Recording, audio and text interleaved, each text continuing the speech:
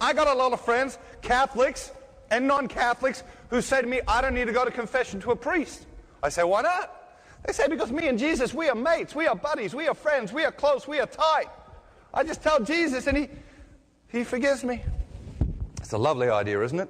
I mean, really, it's a lovely idea. The only problem with it is it doesn't work. You know why? Because we're human beings. And as human beings, we have a phenomenal ability to deceive ourselves. Yes or yes? Yes. Oh yeah, we can convince ourselves of all sorts of crazy stuff. That's why this me and Jesus thing doesn't work. Because you know what starts to happen after a while? After a while, we start to create God in our image. Yeah. But we spend the next 3 years studying the history of American Christianity and thinking about that one thought. After a while, what starts to happen, we start to create God in our image and a gospel of convenience. Dangerous stuff. There's genius in Catholicism. You see, when Jesus instituted the sacrament of confession, he wasn't doing it to give you one more thing to do or strike a blow at your self-esteem or make you feel guilty or shameful or bad about yourself or anything like that. When Jesus instituted the sacrament of confession, he was acting as the divine psychologist.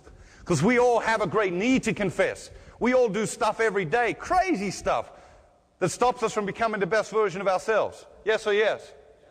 We all do stuff every day that stops us from becoming the best. And then we carry that stuff around with us everywhere we go.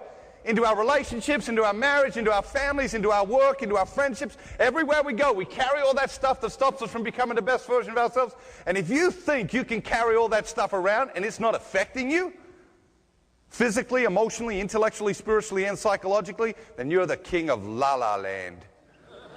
Seriously, we're carrying this stuff around with us. It's affecting us. It's affecting our work. It's affecting our families. It's affecting our lives. It's affecting our health. It's affecting our relationships.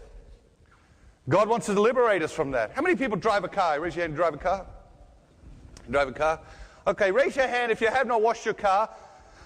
Literally. Have not washed your car or had your car washed in, say, 10 years. Yeah? Now, we like to wash our car every 5 years or so, don't we? You know, when you get your car washed, it's all clean on the inside, all clean on the outside. You feel pretty good about that. Yes or yes? Hey, you feel pretty good about that. You're driving down the street. What do you pray? You pray it doesn't rain. You just got your $6 car wash. You know, like God doesn't have better things to worry about. You want that at the top of the list. Yeah. Next day, you're driving down the road, big pile of mud in the middle of the road. What do? You go around it. You just got your car washed. At night, you're going somewhere, you think, gee, I might need a jacket. It might get a bit cold, but as it turns out, it doesn't get a bit cold, and you don't need the jacket. So what do? You say to yourself, I'll put this jacket neatly on the back seat. I'll get it later. Do you get it later? No.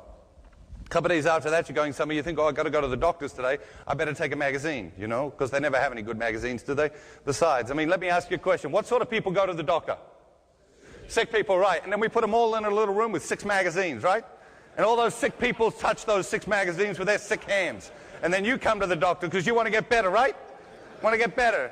And you sit down and you pick up that magazine, and on the cover it says, February 1983. You think to yourself, how many sick people have been here since February 1983? Thanks, I'll bring my own magazine, but thanks for the offer. Get done with the doctor, you say to yourself, I'll put this magazine neatly on the back seat. I'll get it later. Later when? Later when you get the jacket. Do you get it later? No. A couple of days after that, another little bit of trash. A couple of days after that, another little bit of junk. Before you know it, it's Sunday, and you're coming home from church, and what have you got? The bulletin. Yeah, you've got the bulletin, which you read while Father was giving his homily, didn't you? Yeah. You think to yourself, I've already read this thing. I'll just chuck it back there. Next day, another little bit of junk. Day after that, another little bit of trash. Before you know it, you're throwing big bits of trash back there. You know why? Because a big bit of trash doesn't look that bad amongst all those little bits of trash now, does it?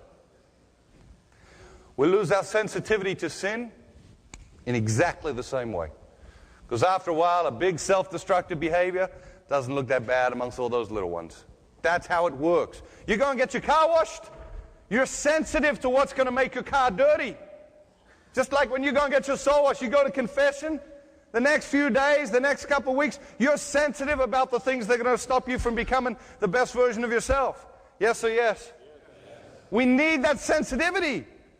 We need that. That's why it's such a gift, powerful gift, to help us become the best version of ourselves, because it gives us that sensitivity. That sensitivity is not a bad thing, it's a good thing.